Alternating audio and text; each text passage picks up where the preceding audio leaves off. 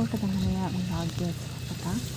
ನಾನು ಚೆನ್ನಾಗಿದ್ದೀನಿ ಫ್ರೆಂಡ್ಸ್, ಹಾಗೆ ನೀವು ಚೆನ್ನಾಗಿದ್ದೀರಿ ಅಂತ ಅಂದ್ಕೊಂಡಿದ್ದೀನಿ ಫ್ರೆಂಡ್ಸ್. ಇದು ಗದ್ದೆ ಮಧ್ಯದಲ್ಲಿ ನಾವು ಸಸಿ ಹಾಕಿರೋದು ಫ್ರೆಂಡ್ಸ್.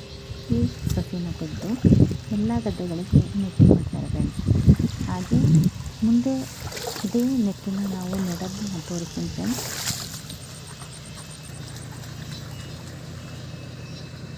ಹಾಯ್ ಫ್ರೆಂಡ್ಸ್, ತೋಟದ ಮನೆಯ ವ್ಲಾಗಿಗೆ ಸ್ವಾಗತ. ನೋಡಿ ಫ್ರೆಂಡ್ಸ್, ನಮ್ಮ ತೋಟದ ಮನೆಯಲ್ಲಿ ಗದ್ದೆಯಲ್ಲಿ ಇಷ್ಟು ಜನ ನೆಟ್ಟಿ ಮಾಡ್ತಾ ಇದ್ದಾರೆ. ನಮ್ಮದೇ ಗದ್ದೆ ಫ್ರೆಂಡ್ಸ್ ಇದು.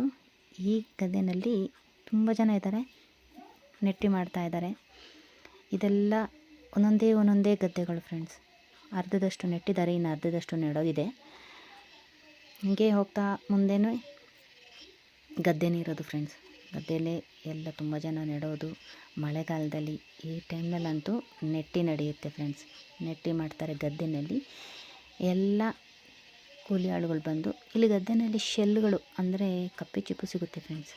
ಹೀಗೆ ಗದ್ದೆ ಮಧ್ಯದಲ್ಲಿ ಕಪ್ಪೆ ಚಿಪ್ಪುಗಳು ಇರುತ್ತೆ. ಹಾಗೆ ತುಂಬ ಜನ ಇದ್ದಾರೆ ನೋಡಿ ಫ್ರೆಂಡ್ಸ್, ನೆಡ್ತಾ ಇದ್ದಾರೆ. ಊಟನೂ ತರ್ತಾ ಇದ್ದಾರೆ ಫ್ರೆಂಡ್ಸ್.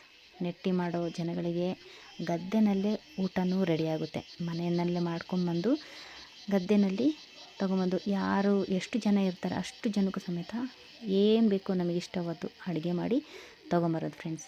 ಹಾಗೆ ಗದ್ದೆ ಮಧ್ಯದಲ್ಲಿ ಒಂದು ದೊಡ್ಡ ಕಲ್ಲಿದೆ ಫ್ರೆಂಡ್ಸ್.